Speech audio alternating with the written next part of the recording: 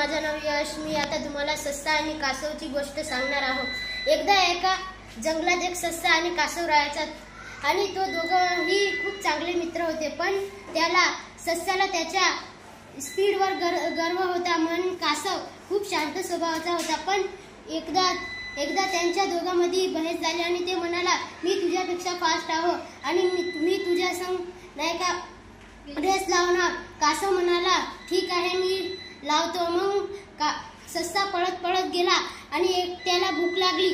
मग ते एका बगीच्यामध्ये थांबला आणि तिथे गाजर खाऊ लागला। गाजर खाणे, पाणी पिले आणि एक झाडाखाली झोपला। आणि मग ते म्हणाला होतं की आता तर कासव खूप दूर आहे, मी आता इथंच झोपतो। मग नाही का ते तिथं झोपून गेला। मग कासव आपल्या मेहनतीने ते चालू लागला आणि ते तिथं जाऊन पोहोचला आणि ससा उठला आणि ते पळत गेला आणि ते पाहायला लागला की तिथे तर ते कासव पहिल्याने आले आहे। म्हणून दोस्तांनो, जे आपल्या जवळ आहे त्याच्यातच खुश राहायचं। आपल्यात ज्यादा ताकद आहे म्हणून दुसऱ्याची बरोबरी करायची नाही। आपल्यावर गर्व आले की आपली पण शक्ती आपल्याला व्यस्त जाऊ शकते।